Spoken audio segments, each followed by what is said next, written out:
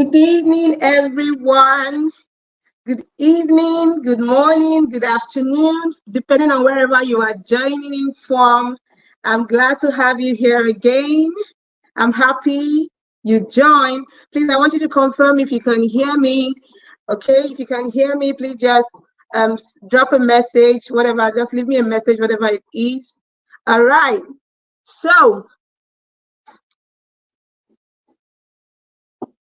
all right. So today's day 2 of our 31 days challenge. Come on, I'm happy that this challenge is going just as planned, just as we've prepared for.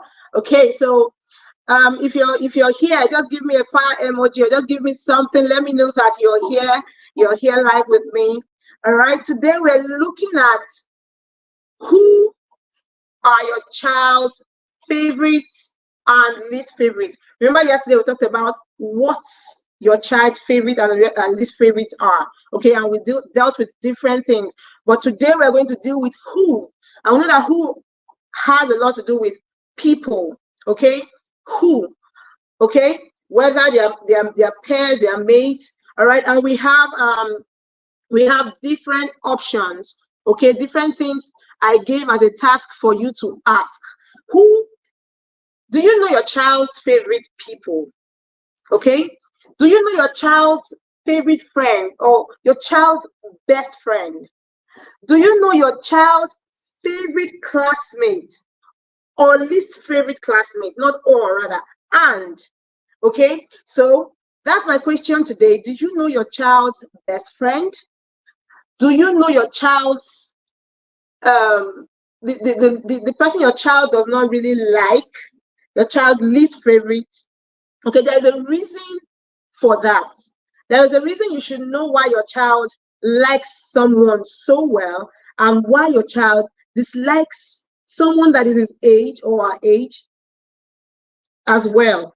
Okay, who are your child's favorite classmates? Who is your child's favorite teacher or least favorite teacher? Okay, and most times when we ask these questions, it's better for us to go with, okay, why? Okay, why is this person your least favorite? Who is your child's favorite author or least favorite author? Who is your child's favorite extended family member? Who is your child's favorite musician or favorite celebrity? Who is your child's favorite actor or actress? Who is your child's favorite neighbor if you stay in a neighborhood where you get to know people or you interact with people? These are very important, very vital things to know about your children. Who are the other adults in your child's life? Or who are the other persons that influences your child, that your child really likes? Or the other person that seem like that cause some form of rift or some form of discomfort to your child, especially when they are around them. Okay, who is your child's favorite movie character or favorite cartoon character? Because influence doesn't only come from people around us. Influence can come from the things they see, from the people they follow. All right, at some point in your child's life, especially now in this time where parents give their teenagers phones early, they go on, they follow different celebrities. Who are they following? Who it says it will tell you a lot about that child, about and maybe help you or prompt you to know what you can do to help the child, just in case the child is being influenced negatively. Understanding or knowing your child's favorite people can give you a deep perspective into your child's world. Like, what is going on? Sometimes knowing the kind of friends a person has, and they say, show me your friend, and I'll tell you who you are. Okay, knowing the kind of friends or the kind of people, the values of those people, okay, will tell you a lot, or maybe give you an idea of the values your child is imbibing or picking up from other influences around. Remember that as parents, it is inevitable when it comes to building relationships. It is inevitable for our children not to interact with others. They go to school, they go to church, they meet people around. Sometimes, especially for busy parents, they get used to people around the home other than you. Okay, that is why you need to know what is going on with those people and your child. All right. While we know that interacting with people or social connection is a basic human need. Okay, not just it has nothing to do with just the children. It's a basic human need. While other needs like physical needs are important, social connection has been seen to be a fundamental need for every human. Okay, so social connection is compulsory. They will connect because at some point in our lives, as we grow up and begin to understand ourselves, as they grow up and begin to understand themselves, they will need to want to interact with people. And secondly, they will need some form of emotional support, especially from most of us adults look for emotional support from people with shared interests who like the same activities as we do. So it's the same with children. They'll pick their friends from people that that maybe resonate with them. They'll pick their friends from people that connect with them deeply. So emotionally, they will need support, and they will go about it. As humans, they will need love, they will need connection, they will need validation, they will need acceptance, support during difficult times. Yes, everyone needs that. Same with your children, or same with our children. They will need support during difficult times. They will need guidance. Okay. And that is why, if they cannot come to you for some of these things, they will definitely go somewhere. If your child is not connected to you, is not telling you things, is not communicating with you, then it should be a concern, because it's a basic human need. They must communicate with someone else. Okay? They must. Okay, this is just important for us to know what your child resonates with, or who your child resonates with, who your child is or who your child gravitates towards. Okay, it will tell you a lot about that child. Who do they like most? Okay, and whoever they prefer will have the most impact on them. Because at some point towards the preteen age, children begin to seek for influences from outside. Now, especially when they get to that stage where it becomes difficult for them, if the home environment is not warm enough, it becomes difficult for them to express themselves, to communicate deeply. They will begin to seek these things out there. Okay? Now, even if the home environment is warm, they will seek these things because they just need something. They just need something extra. Sometimes they just want to unwind from the home environment. Okay? But while they do that, you have to be sure where they are doing that unwinding. When they're in their lowest moment, you have to be sure who they are talking to. Who are they talking to? What are they saying? What is that person, or what are those people saying to them? Okay? When they want to unwind with a movie, let's say a movie, what are they seeing? We are in a generation where children are allowed to use the internet however they like. Children as little or as young as 12, 10 own their own phones. So they have the exposure. They can go on to check whatever. They have access to knowledge and everything. So when they go on there to check things, who are they looking out for? When they go on there on social media and they follow celebrities, who do they follow? Because whatever they follow and whatever they say, most times have a huge impact, even more than we can imagine. A very huge impact on them. So you have to know. You have to know. You have to know. You have to know. Impact can be positive, impact can be negative. So, but the good thing is that your knowledge of all this will help you know how to help your child, will help you know exactly how to help your child, exactly where to come in, whether it is a friend, whether it is a classmate, you know exactly where to come in. Sometimes our children, especially the younger children, pick up things from their friends. You just see them doing some strange things. I wonder, this is not, it's not from this house at all. There is no way this habit or this particular character is from this home. Okay, they must have picked it up from their friends, and that friend could be their best friend. What more or what other things would that child influence your child with? All right. Why should we know our children's least favorite rather? Why should we know our children's favorite?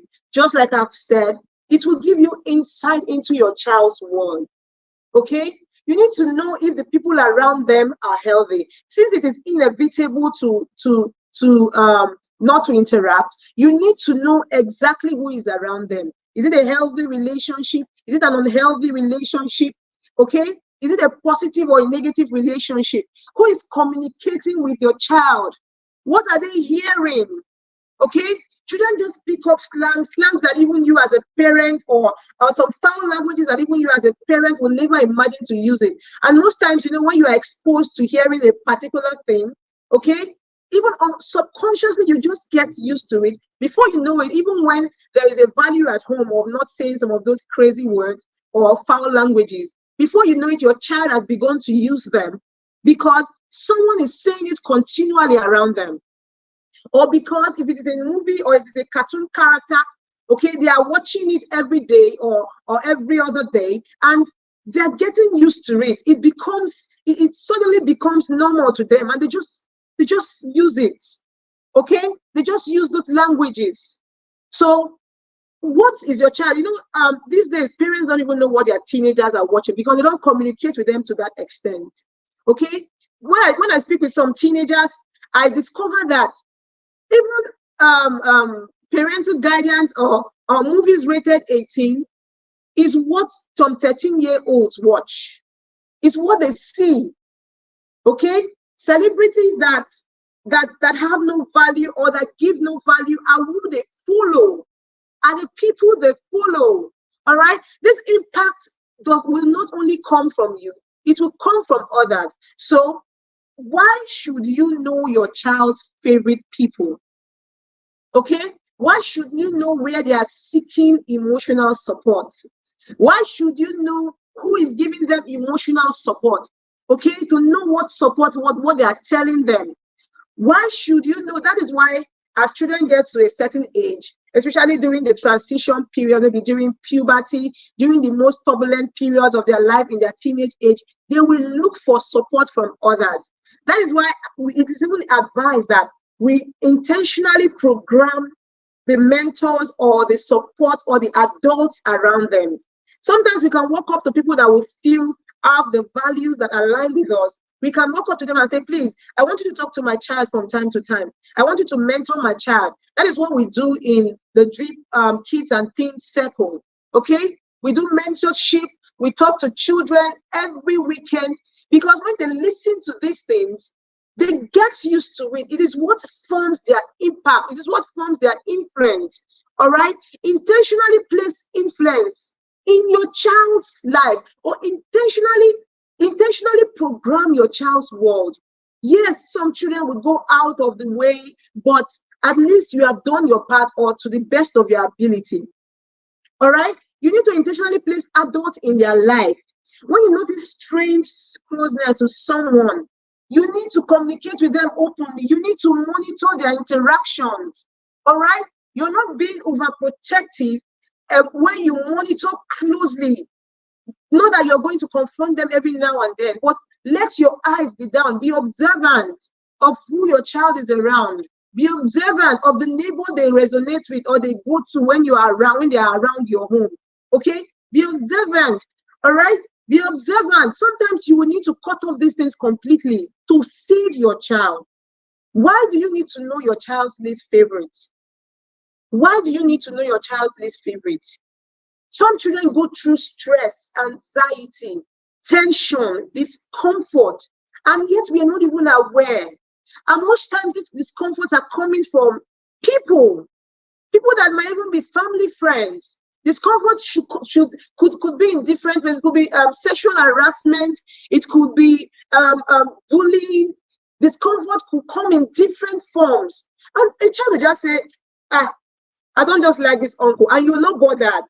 Like a child will just see a particular adult and not want to be around them, or cry, or just frown their face, or their body language. That's why we need to be observant.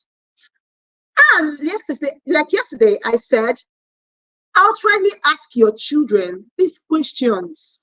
As you observe, outrightly ask them, okay, so who do you like best in this compound? Among all your uncles and aunts, among all our family friends, who is your favorite? Who is your least favorite? They will tell you. Sometimes children are expecting some of these questions, but it never comes. So most times they will not come to you to say, oh, I'm expecting you, I wish you can. It will come from you, the parent, because they expect us to be the bigger people, to be adults as we claim to be. So be sure what is causing discomfort in the life of your child for their safety. For their safety. Be sure what is causing. In fact, that will be an opportunity for you to start talking about, okay, sex education, for you to start talking about boundaries. When you notice some form of interaction that doesn't seem nice, or that doesn't seem okay, you would have to talk about some of these things. And most times, those are teachable moments for you to teach them about sex, for you to teach them these things. But if your eyes are not down, if you're not patient enough to observe them, to know these things, you will not be able to know that your child is facing some form of distress. Okay? Why should you know your child's least favorite? You have to be sure what negative influence they are emulating, and who is causing. Most times when you cut off this source of these negative influences, you have cut off like a huge percentage of it. All right? If you cut off, or if you help your child understand that it is okay to see, it is not okay to see some movies because you're not ready for them, for those movies, you're not prepared for them, they will understand it. Okay? Why should you know your child's least favorite person? To help you set boundaries, to know who exactly you're letting into your home. Sometimes we just let everybody into our home. You are not conscious to even, knowing your child's least favorite, knowing when your child tells you, I don't like this person, you will be conscious enough not to bring that person into your home. I don't like this friend. It will give you an opportunity to teach the child empathy. Imagine a child telling you, I don't like this my classmate. If you don't ask, you may never know. But children will tell you, I don't like him. Why? They'll give you different reasons. It will be an opportunity to teach your child that that they have to learn to interact with people, because they will constantly, or they will continuously meet people as they grow up. It will be an opportunity to teach your child that they need to consider the perspective of others. They need to learn to adapt. So many of us, or so many adults, are having issues in their offices, in workplaces, in their relationships. A lot of adults are antisocial because of some of these things that were not noticed. They can't make friends because they have come to the point where every little thing disgusts them, and nobody was there to teach them or to talk to them. So they get irritated easily around people. They get easily irritated. And when you get to an office setting, when they grow up, they get to an office setting, or even in school, some of them will go to boarding schools. They will meet a lot of people. Even if they don't go to boarding schools, they will be in day schools. They will meet a lot of people. They will not be able to blend in. They will not be able to interact with them. They become aggressive because of the lack of empathy that has built up over time. Okay? Who is your child's favorite? Or who are your children's favorites? And who are their least favorite? I'm hoping that we all ask the questions during the day. All right? By the way, if you're not on our WhatsApp parent support group, you can always join. Go to the description box. You will get the link to the WhatsApp. All right? I post this information early so that parents can reflect on it. If possible, ask their children these questions during the day. If you're not asking these questions during the day, you may not be able to get a lot out of this challenge. You need to involve yourself fully. Involve yourself fully. All right, this is just an opportunity. Sometimes we may not have the time or the courage to go about it every day, but with this prompt that I give every day, or with this lead you can do it every day and get to know these things. I'm hoping that you knew what your children's favorites are, colors, and everything we talked about yesterday. And I'm hoping that you already know, because this is day 2. After this, we are going to day 3. All right. I'm hoping that you are following deeply, because these are crucial issues we must address as parents. Thank you so much for joining me today. I plan and I hope to keep to time as always. I'm so happy you joined. Thank you for joining. If you have any questions, you can always bring them to the support group. You can always bring them, because we may not have enough time to entertain questions. Thank you for joining me. I'm glad you're here. I hope to see you again tomorrow as we talk about another important thing we must know about our children and teenagers. Bye.